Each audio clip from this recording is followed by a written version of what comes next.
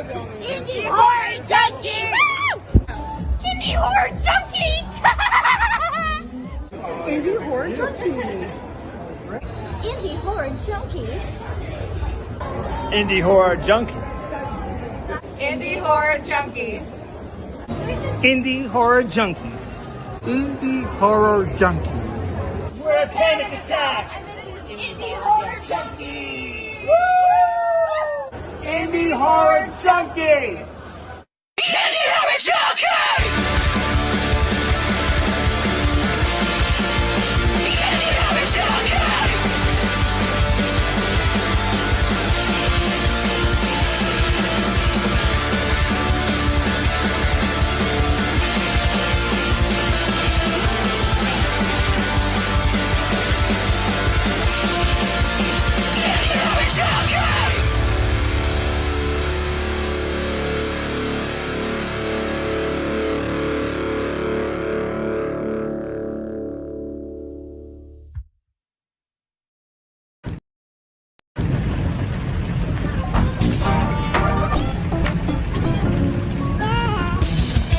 It's the Indie Horror Junkie Podcast, your source for anything and everything indie horror.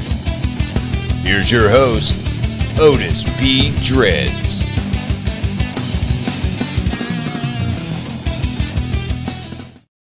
All right, here we go. 8 o'clock on a Wednesday can only mean one thing, the Indie Horror Junkie Podcast.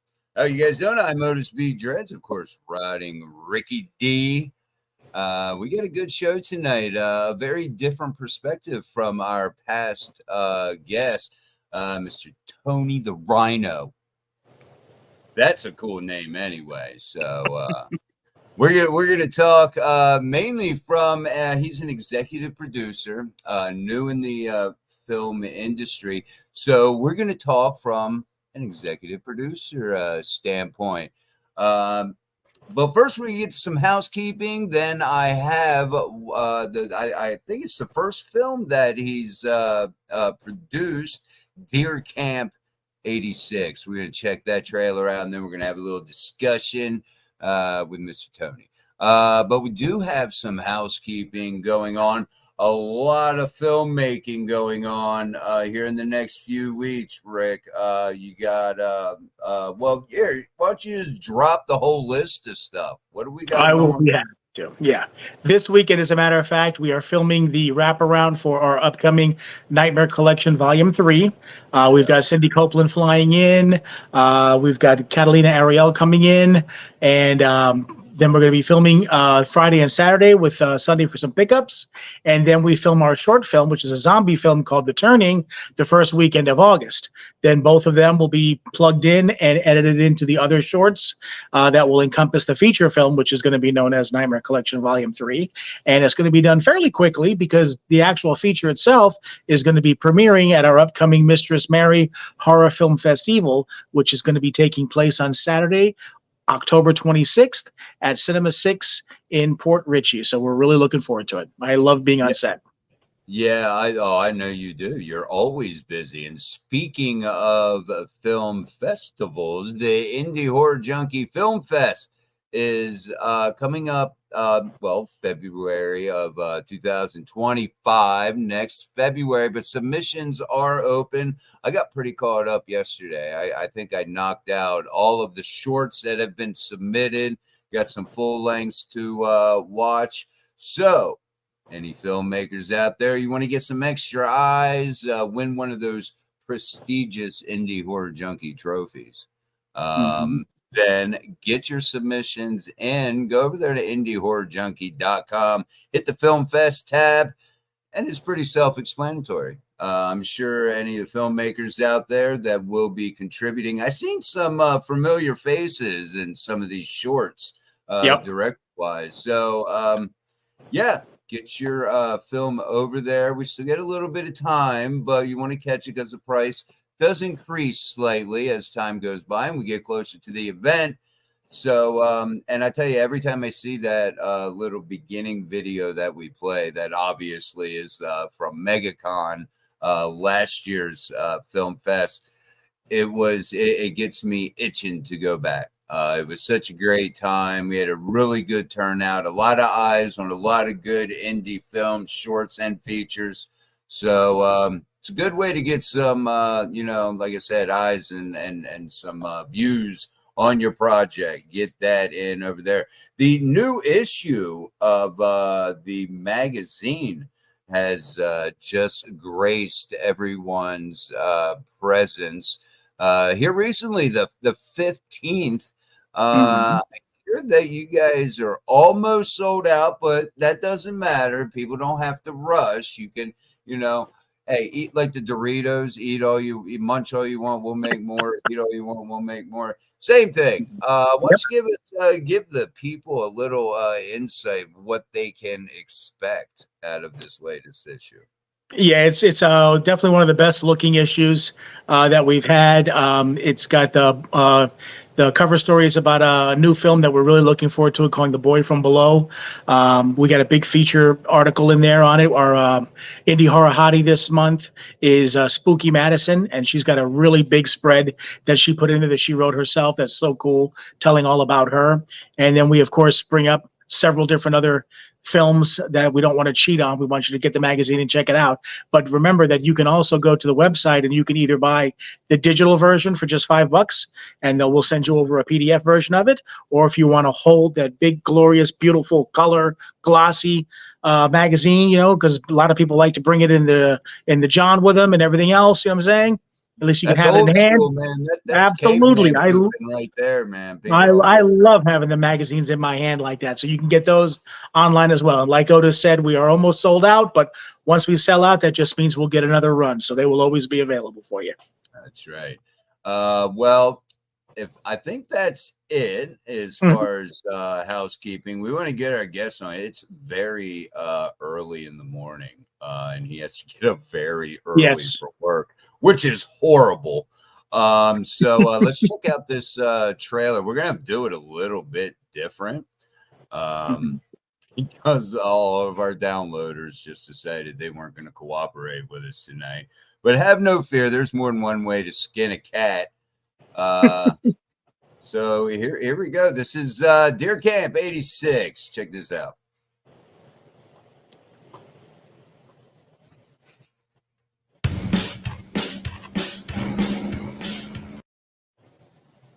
The buck stops here. Oh, come on, let's get to camp before dark, Buck.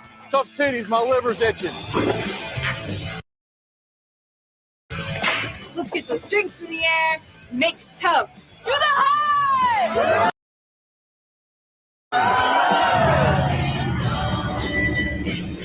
All right, go. Pulled one deer tag before we even got out of the truck. They smell it.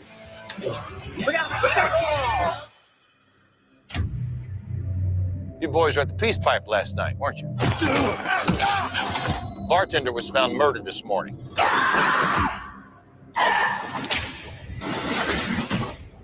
Too many of our girls go missing. Outsiders come up here and take more than venison. We did not come up here to get in any trouble, Your Honor.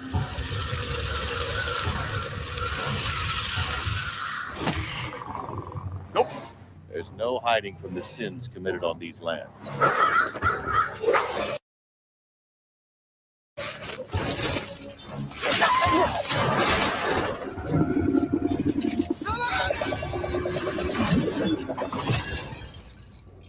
It's playing with us.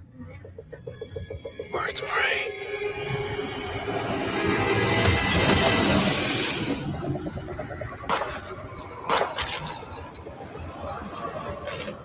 Where are you going? I'm going back to Detroit, where it's safe.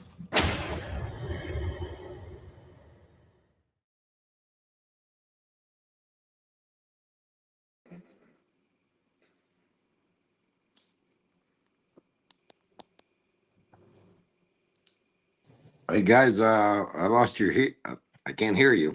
There we go. Can you hear me There now? we go. Yes, I can. Going back to Detroit where it's safe. Gotta love that line. I know I do.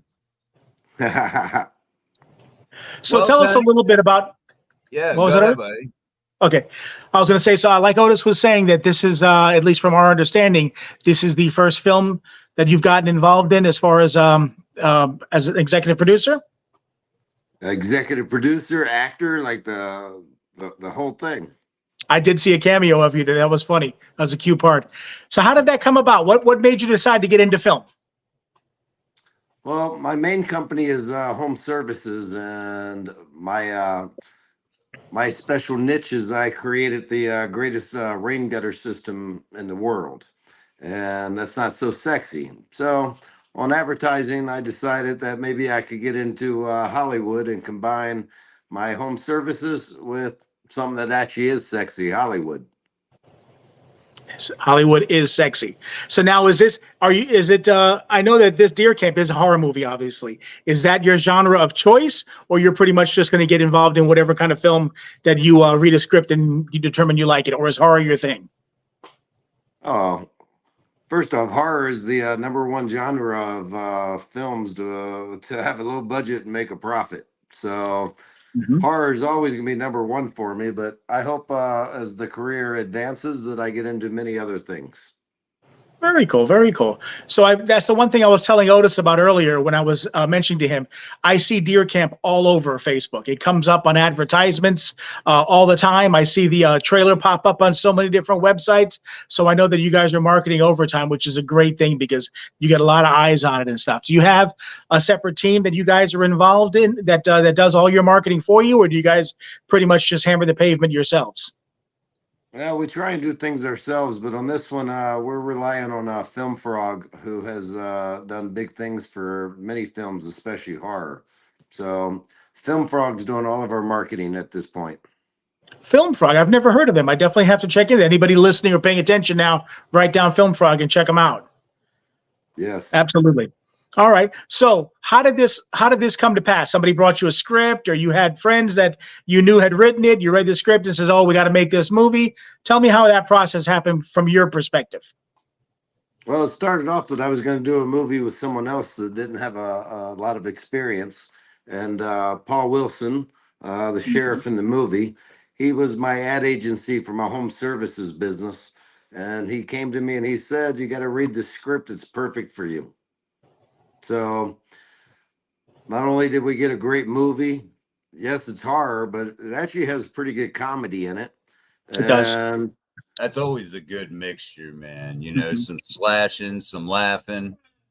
yeah, I think that was the part that surprised me the most was that most people didn't think I was in a horror movie. They thought that we made a comedy. So I guess that's the best of both worlds. Yeah, that really is, because a lot of the movies nowadays, like you look at Abigail, Ready or Not, stuff like that, some of the more popular movies, they're easily horror slash comedy. So a lot of people like to be able to laugh and get a little freaked out and stuff like that as well. So I think that was a good choice on your part. Agreed. So what is the plan for the movie now? I mean, right, I know that I saw you had kind of like some limited theatrical runs where you had them playing in some places. Is that still continuing now? Because I do also notice that it's out on physical media, because I was in Walmart and saw the Blu-ray out. So is that pretty much where you're at right now with it? Yeah, we did a theatrical test, and at the end of the day, with the budget that you need to go mainstream in the theaters these days is just a lot. So we tested it out. We wanted to see how well our ratings would do, but at this point, we're now worldwide streaming, and we're at every single Walmart in the United States. Okay. Now, before we get into that distribution part, I did want to ask you, because I know that your movie, I think it won Best Special Effects, didn't it? Do you want to tell us about that experience? Okay, so that experience you're talking about the horror festival out in LA. Yes, Uh, sir. so, so for me, that was my first of many, my first movie in Hollywood, my first premiere, my first red carpet event, my first after party. So all in all, that was the first time I could ever tell you that I enjoyed being in LA. Awesome. Yeah, I haven't heard too many great things about LA. I mean, obviously, it's one of those necessary evils when you're a filmmaker and stuff like that. But it's nice that you had a good time with all that, and you came away with the prize. It was absolutely amazing to be at the Chinese Theater in Oh, Hollywood, wonderful. thinking of all that history. That's where Yeah. they did our red carpet event. We got nominated for Best Picture, Best Director, and Best Special Effects, but we won Best Special Effects, and that one was really surprising because it was a rather low budget horror film, and to win special effects, that tells a lot about the team we had.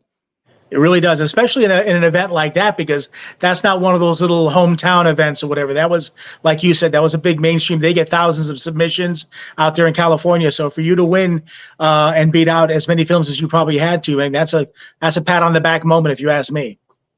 I agree, but in all fairness, I'm gonna send out a shout out. The entire reason that I got into this entire film was Paul Wilson, but Paul Wilson directed me to Harold Kronk, and Harold Kronk is an amazing director, amazing man in general. Is he somebody that you're going to be working with again in the future? Absolutely, we're already planning on many things. We just had our first annual film and entertainment summit here in Spain last week. All right. So we put together the next 2-3 years of our plans, and we got some big surprises for you.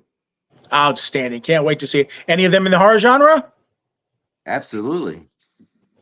Well, that's what we're all about. Indie Horror Junkie here. So we're all about horror. So, all right. So tell us, as say somebody watching the show or something like that, who's a promising filmmaker that's putting together a movie or whatever, knowing that you're an executive producer and you help fund some movies, what would your I guess advice be to any of those indie filmmakers that are looking to get you or somebody that does what you do's attention when they want to try and get funding for their films?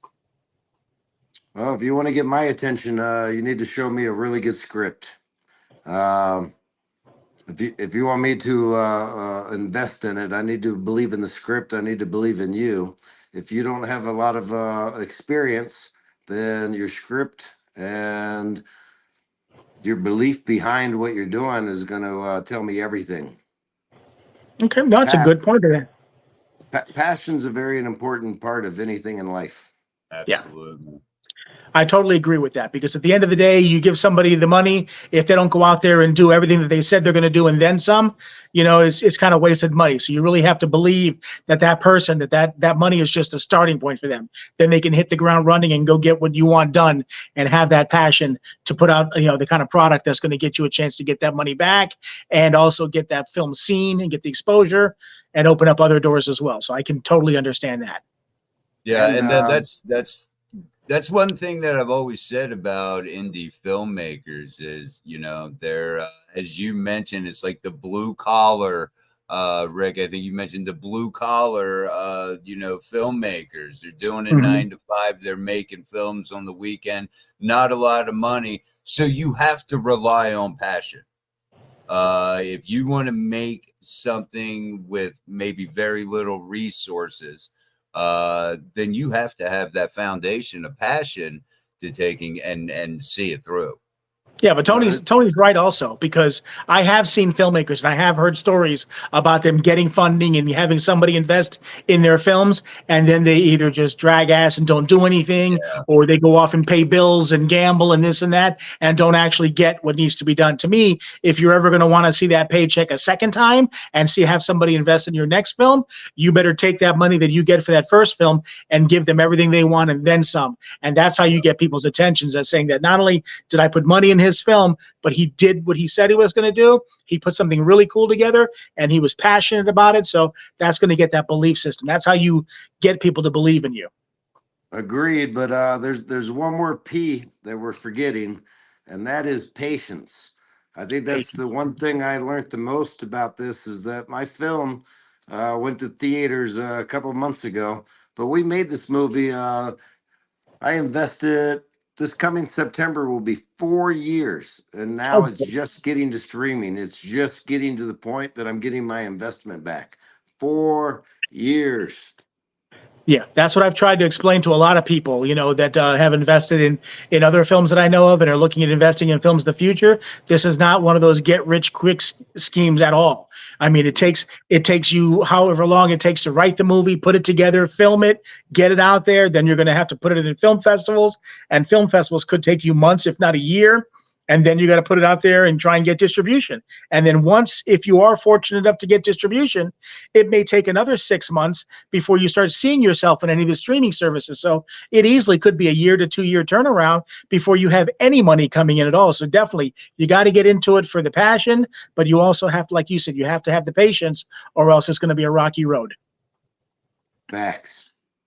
Yeah, absolutely. All right. So one other thing I wanted to ask you about with the filmmaking process. I know, as you said, you're an executive producer and all, and that's what you're going to be doing. But as you stated and brought up there at the beginning, you did make a nice little cameo, and it looks like you were having fun on set. Is that something that you want to try and do with all your films? Oh, absolutely. Nice. 100%. There's no doubt Yeah, about it. I've done that same thing with mine. I'm an actor, so I've acted in other people's movies and done bigger roles, but I've always written a small role in for my films just because it's nice to do that, is to play somebody else, to, recite characters that you've written and stuff, and see how it goes. So that's definitely an enjoyable part of it for me. That's a page right out of Stephen King's books. He did that in a lot of his films. Always would make a little cameo. Yeah, Stan Lee. Yeah, all those cameos and stuff with every single Marvel movie. You're always seeing for that Stan Lee moment. I mean, he didn't write those scripts, but obviously, he was a writer, and they gave those little cameos. So that's, it's kind of like your little stamp on your film. You know what I'm saying? Absolutely.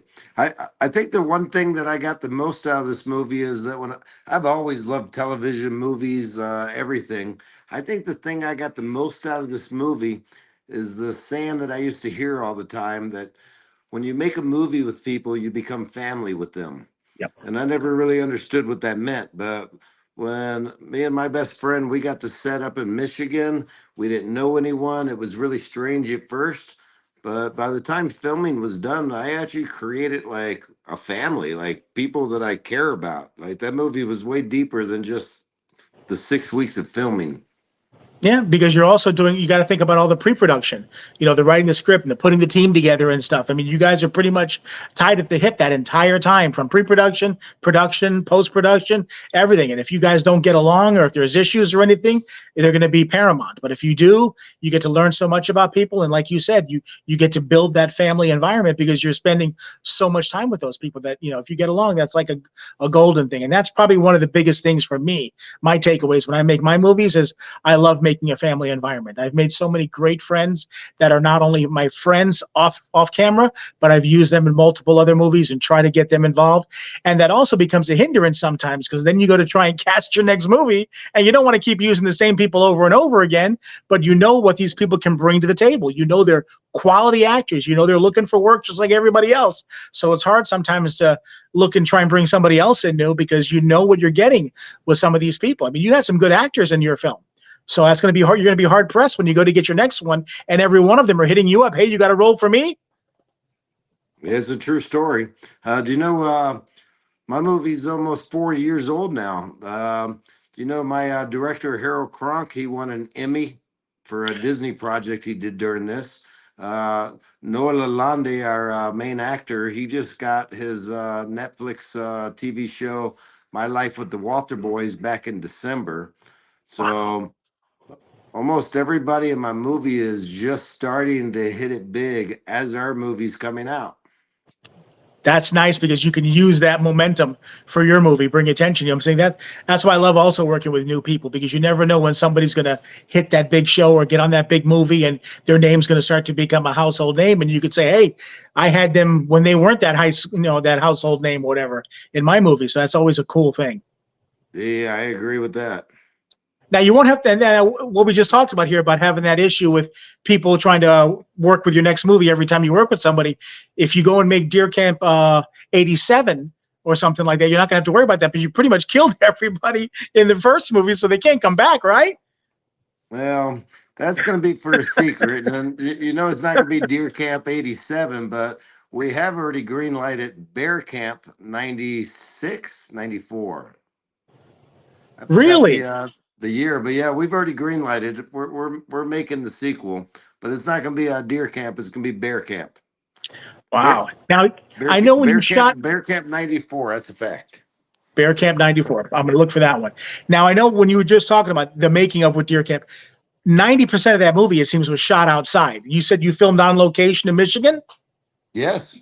How was the weather like? I mean, did you guys have issues?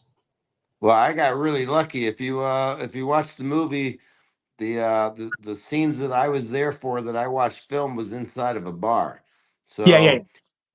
So right before we got there, the actors had just been filming outside in the water where it was like 0 degrees.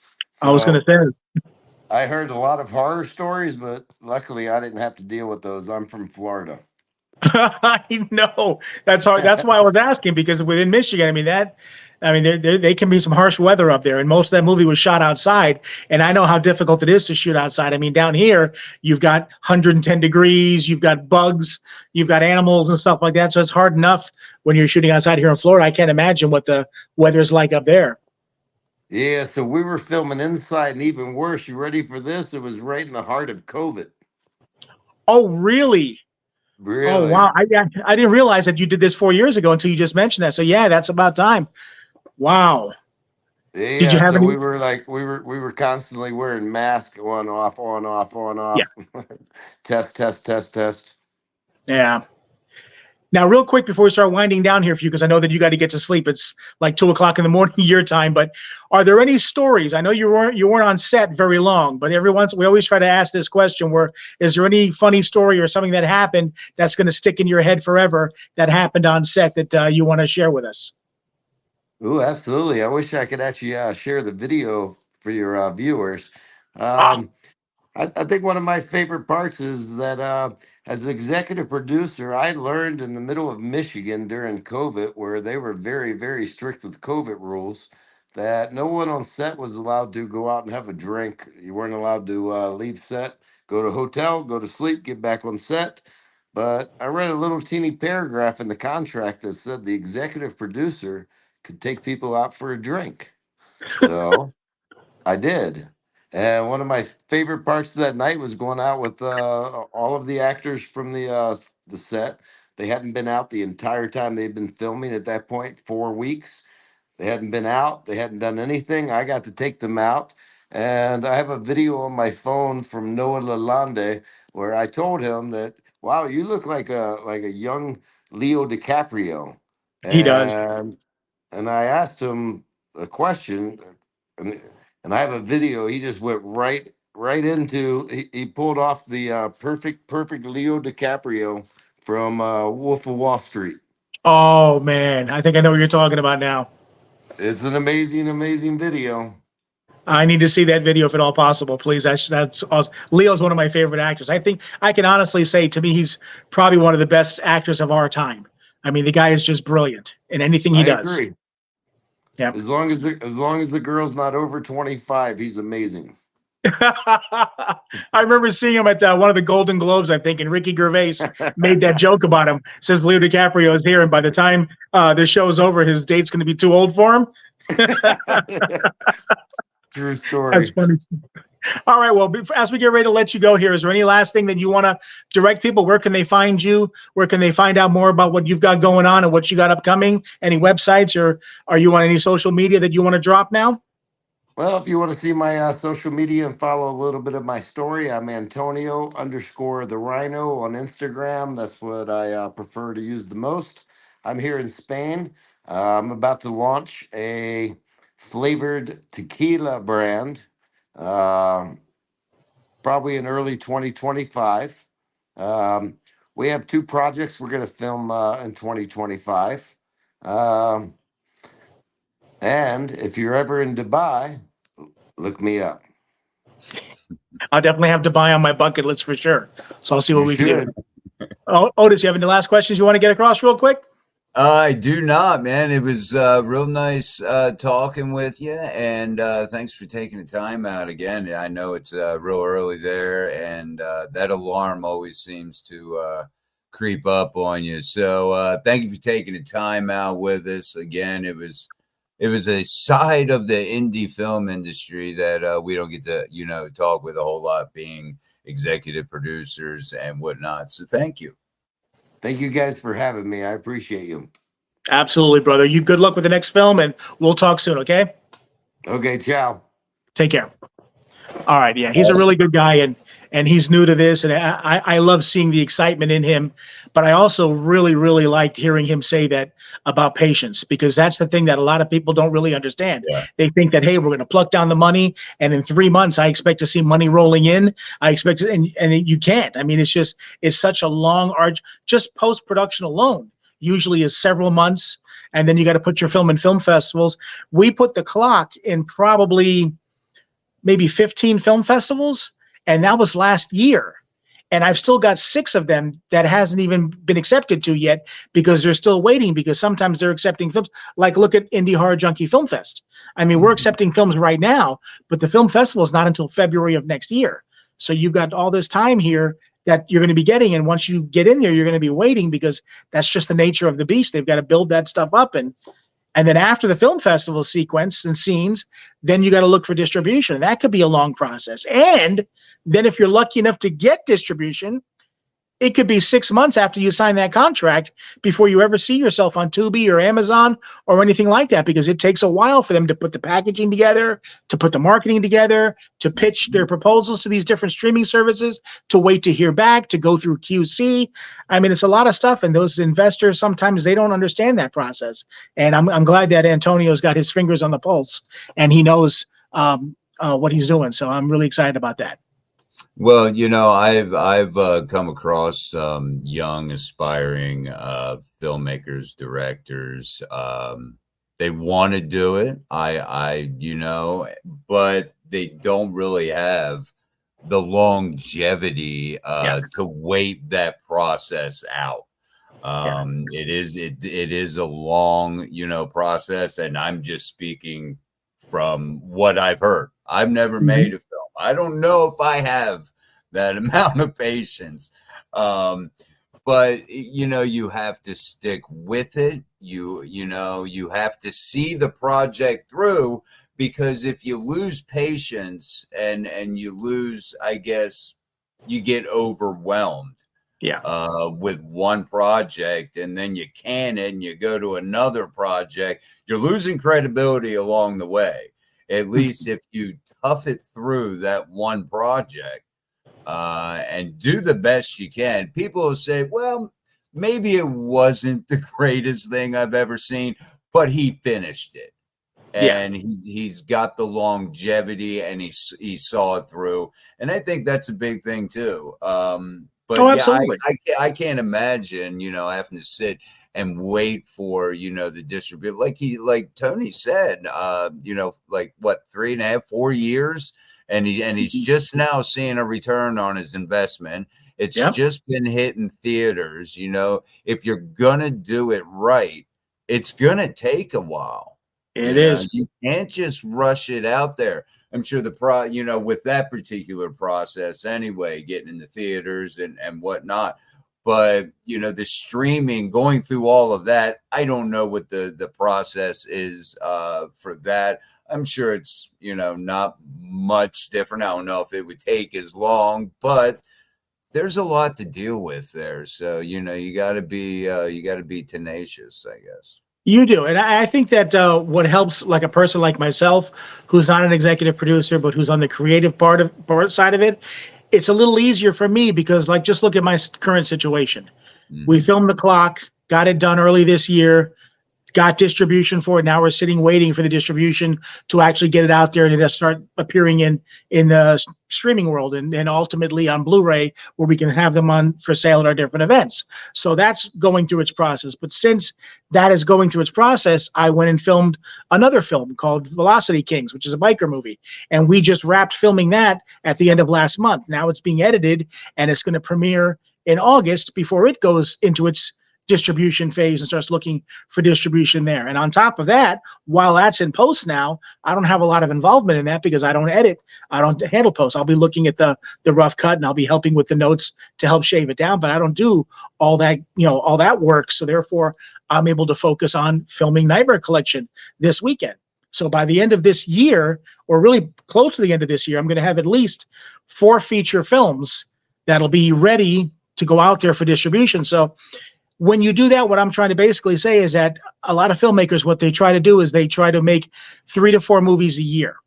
And then those 3 or 4 movies go out there. Some of them will have success. Some of them won't have success. But at the end of the day, you're building a library. And if your movie goes out there and gets distribution and say you're only getting a couple bucks here and there a month or something like that or whatever, that times 20, 30, 40, you could make a nice little living. But at the end of the day, you got to keep busy. You got to keep at it. You got to go from one project to the next. You got to finish. You got to follow through, like you said, because if you don't follow through, nothing's going to happen for you after that. You're not going to get funding for your next project, and you're not going to have this project to go out there and potentially make you some money. And if it doesn't make you money, at least it gets you seen, which could hopefully make you money on something else. The bottom line is that people want to know that if they give you money to make a movie, that you're going to follow through, you're going to finish it, and you're going to put something out there that's going to give them a chance to make a return on their investment. And those are the people that will that'll write that next check for you, because they'll feel comfortable and you'll have that, that saving grace, whatever it is with them, or however you say it or whatever, that they know that if they give you money, you're a safe bet, as opposed to just rolling the dice with somebody else.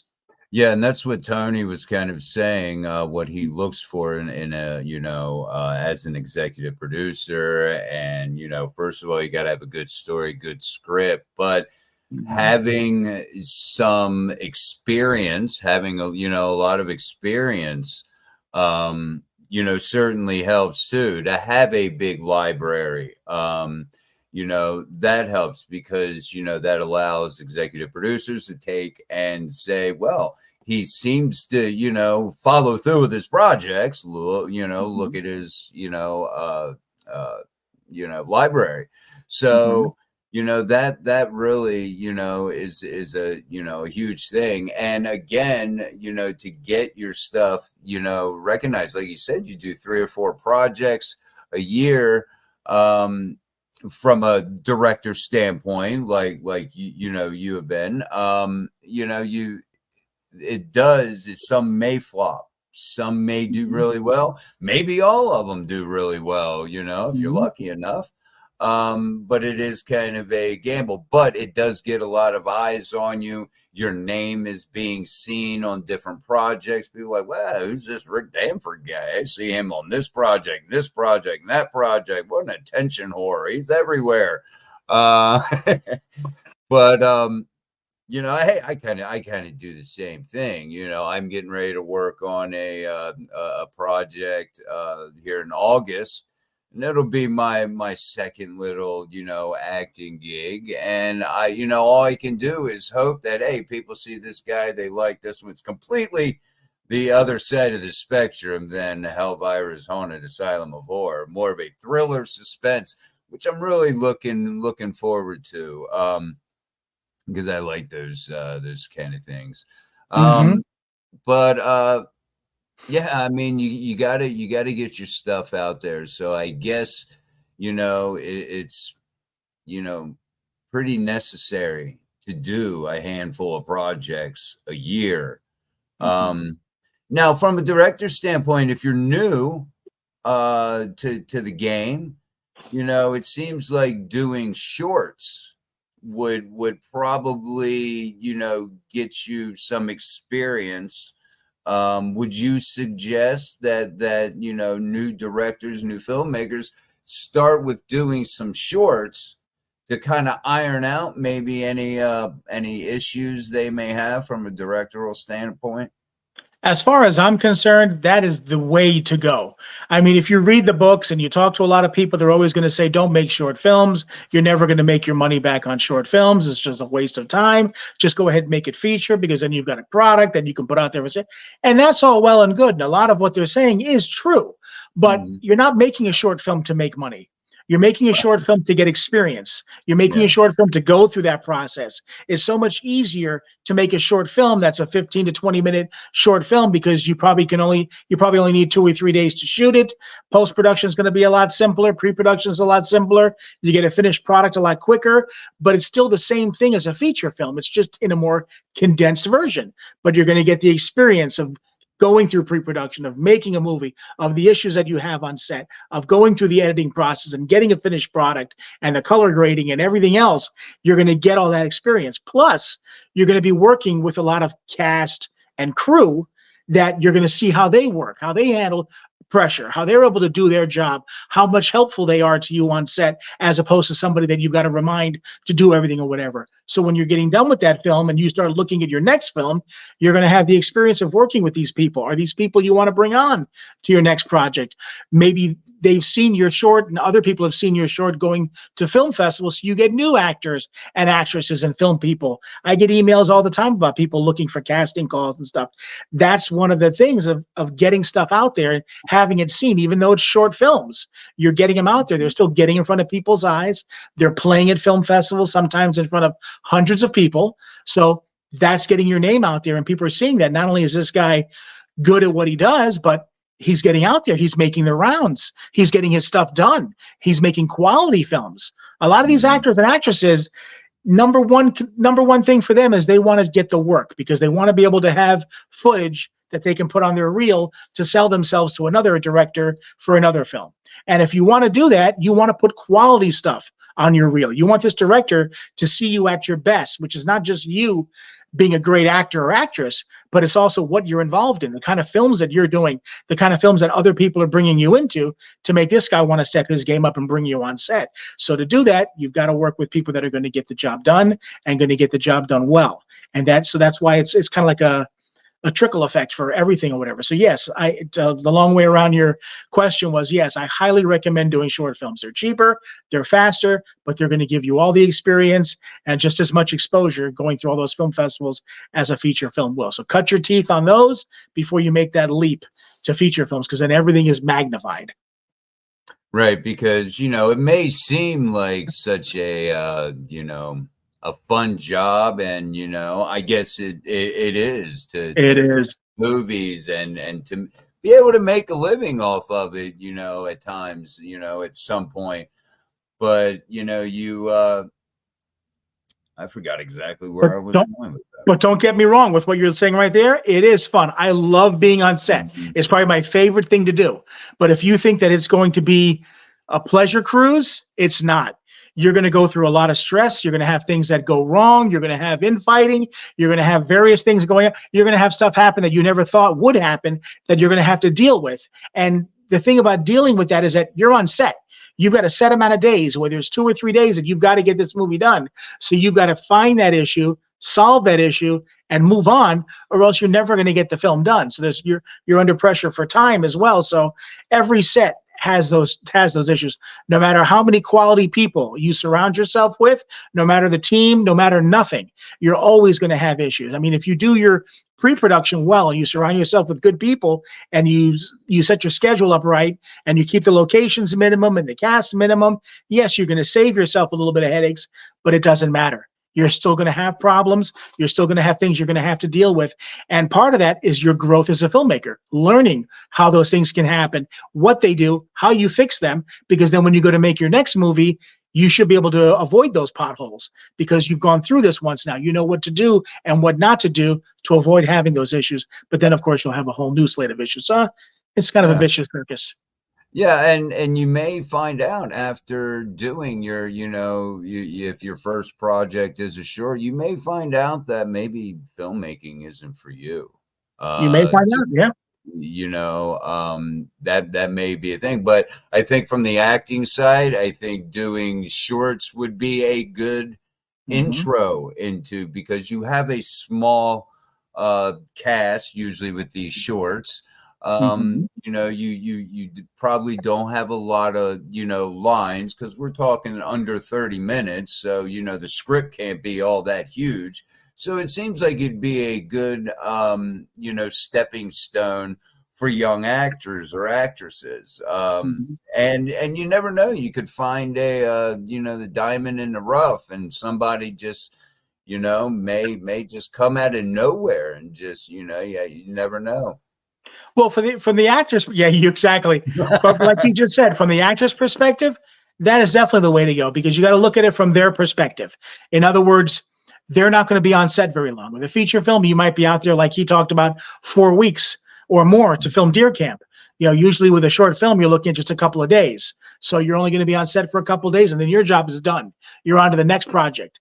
Plus, since it's a short film, you're probably going to have a quicker turnaround to get a finished product, which means you're going to have a quicker turnaround to get your sides that you can add to your reel, as opposed to a feature film where you've got to wait for month or 2 months or whatever it is for it to be done and be able to get any sides at that point. So yeah, for an actor or actress, being in a short film is really the way to go, because you're in and out quick, and you usually can get your film and your footage back fairly quick as well while you're on to the next project. Yeah, and one big thing which we've touched on quite a bit through in the podcast is networking. And I guess from the perspective I'm coming from is, for newbies, but I think it also works for, seasoned filmmakers who have a few, you always have to network. And that has certainly helped me. And, doing the podcast, meeting all these different directors, actors, actresses, I'm working with Chuck Morangello. We've had him on the show, him and his lovely wife, I believe. Carolina. Yeah, Carolina. Met them through the podcast and networking, and that is really, I think, one of the big essential duties that you must stay on. I made the joke of being an attention whore, but I think in a sense you kind of have to be. You have to get your name, your face, your image, depending on whatever you're offering. If it's a film project, you're a director, you need to push that. Get it on all social media. Like you mentioned to Tony, you see deer camp all over the place. You're seeing it here, you're seeing it there, and maybe that takes some help from a marketing business. Marketing macabre. There you go. There's your shameless promotion. And maybe you have to go that route, but hey, it's a lot of boots on the ground if you're gonna, do all that promoting yourself, which in the long run, it's going to save you some money from having somebody else do it. But it's going to take a lot of, probably sitting in front of a screen. So if you have the time, that's probably financially the best way to go. But it takes a lot of networking. It takes a lot of time to, finally, get people to say, oh, look, Rick Danford's got a new project. I liked X, Y, and Z. Let me check this out.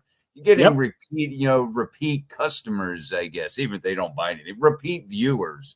And, it's the same thing from the, acting side of it too. Oh, I've seen this person in that. I really like the role he or she did. Let me go see what, he's a part of this time or she's a part of this time.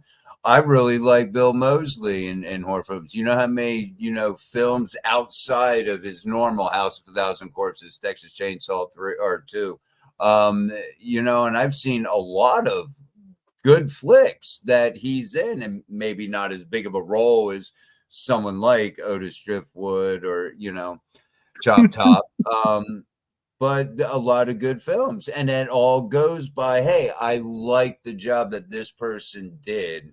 Yep. And I speak specifically to the actor side, but I think that goes across the board. I like special effects. Same thing.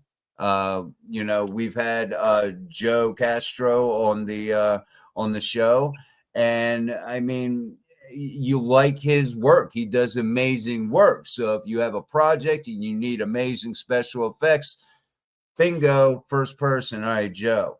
I've seen his stuff. He's got a good, and you produce that, what people are going to be paying for, whether it be buying a hard copy or investors or whatnot. And speaking of another effects person, Christina Green, we had her on our show. We had her in the magazine as well. She's a young girl, but she's super talented. I've worked with her myself. She's living out there in LA now, and she's doing Hollywood movies and everything. And she loves making special effects, and she's one of those go-getters, I'm saying, that you really want on your set. But she's putting a portfolio together, kind of like what you touched on there, of showing the quality work that she's done, but not just the quality work she's done, but the productions that she's involved in, the people, the names and stuff like that she's been working for, other people that look to hire her are not just going to look at the amazing special effects but they're also going to look at her. They're going to invest in her. Is she a go-getter? Is she somebody that's going to go out there and do what I want? And then they're also going to look at the jobs that she's done before, who she's worked with. Because if you get some names out there, then you start thinking, man, this guy's a name or that girl's a name, whatever it is, and they brought her on board.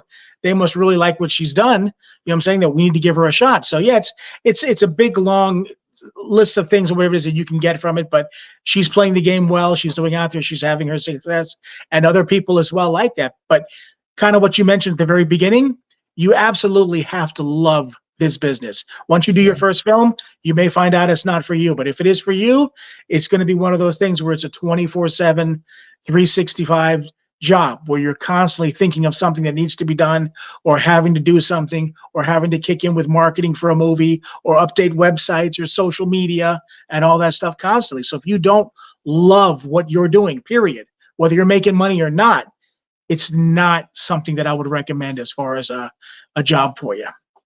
Yeah, absolutely. I just got a revised script after, I knew the first version, pretty well. I knew what was going on, really analyzing it. Now I got a revised version I got to go through.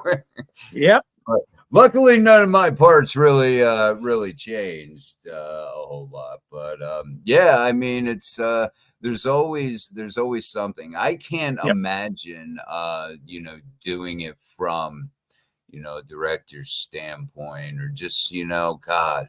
I guess if you have, as we've mentioned lots of times, if you got a good cast and crew and everybody's working together and it just kind of flows, then yeah, absolutely.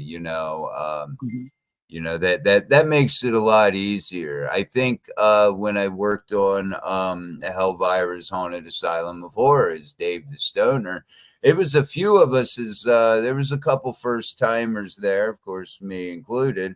But it was such the cast. It really made it. You had some, like I mentioned, first timers. You had some that have been in, a handful of movies, or, they're the set isn't a stranger to them like it was for me. So it was a good mixture. We had Danny Langston, Shonda Rawlings, Savette Holder, who played Elvira. Just a great group of people, and that's what hooked me. I don't know if I would have been hooked so much if it was a bad experience. But it was such a family. As Tony touched on, you hear about that, but yeah, they kind of become your set family, or your film family, however you want to phrase it. And I just had a video call with one of the newbies that was on Elvira. So it if it is for you, I'm enjoying the ride so far. It hasn't gotten too hectic, but I'm enjoying it so far, and I can't wait to get on Chuck's set, because they mentioned this is a little bit different, not so much horror, thriller, suspense kind of drama, more of a serious tone than I had with Elvira, but I'm really looking forward to it. Yeah, but the way you're looking at it too is also quite different from mine, because you're looking at it as an actor's standpoint. So therefore, you're going there and you're working with another director, you're mingling with the other cast and stuff like that, and learning how things are done from that perspective. The thing with in indie horror, as compared to studio, Hollywood type horror that people call it, is that usually you're not just the director. I mean, like in the Velocity Kings I just did, I was the writer, director, producer. I was in charge of casting, crewing, location scouting. I even went to get ice and water in the morning to bring to set, and snacks and stuff like that, arrange the food, picked people up. I mean, pretty much if there was a job, period, that normally somebody else would be assigned to in a studio movie, I was doing it. So and it was an incredible experience, whereas halfway through, I thought like, oh my God, I definitely don't want to do this again, because there were just so many things so many directions I was being pulled in. But that's part of the indie film scene, is that you're usually having to handle and wear a lot of hats, as opposed to with the studio project, a director for the most part is working with the DP and working with the actors, and that's it. He's got somebody else handling everything else. Every piece of the puzzle is being handled by somebody. So we don't have that luxury when you have the small budgets and you have the indie scenes and you have the 5-day shoots and stuff like that. So but I think that prepares you a lot more too, because God forbid, if ever something hits and I get to do a studio project or whatever it is, I'm probably going to be bouncing off the walls, wondering like I should be doing something here, because I'm so used to doing something. But no, we got somebody to handle that. Well, maybe I should go sit with them for a while, Can Pass I me help? a gummy, something. Yeah, right. I think that's what, I've been, kind of, trying to, do as well. Wear many hats, because, you never know. It does kind of, I guess for a newbie, from a directing standpoint, a newbie having to do all of those things that you just mentioned, as it does happen quite a few times, it gives you, I think, a better understanding of what everyone's job should be, and just how much more fluent, if you had somebody, of course it'd drive you nuts, but if you had somebody to go get ice and snacks, if you had somebody to, do this, do that, and all you had to do was work with the DP and the actors, yeah, that would definitely speed things up. Oh, definitely. And you might be able to make sure to get more of your vision in the film, because you're able to focus on just that, as opposed to wondering what everything else is happening. But to touch on what you were just saying about liking to wear many hats, and you wanting to learn how to do other things or whatever, I'm reading a book right now called Purple Fury. It's written by a guy who played one of the baseball Furies in the movie The Warriors. I'm sure you've probably seen that classic movie. So I'm reading his book, and that's one of the things he mentions in the book, is his recommendation to anybody looking to get in the film industry, whether it be acting or anything else. Do as many things as you can. Make yourself as visible as possible. Make yourself as useful as possible. Because he started out on the Warriors as a location scout. Then he turned into a PA.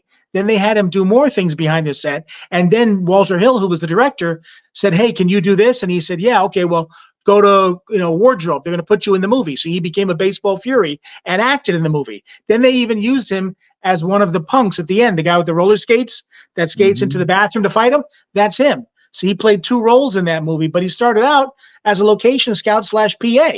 But he became useful. He was always in the director's face. He was always being seen. And that's when people start seeing you and start thinking about you. Because as a director myself, I'm always looking at different little parts and envisioning who I would have play that part.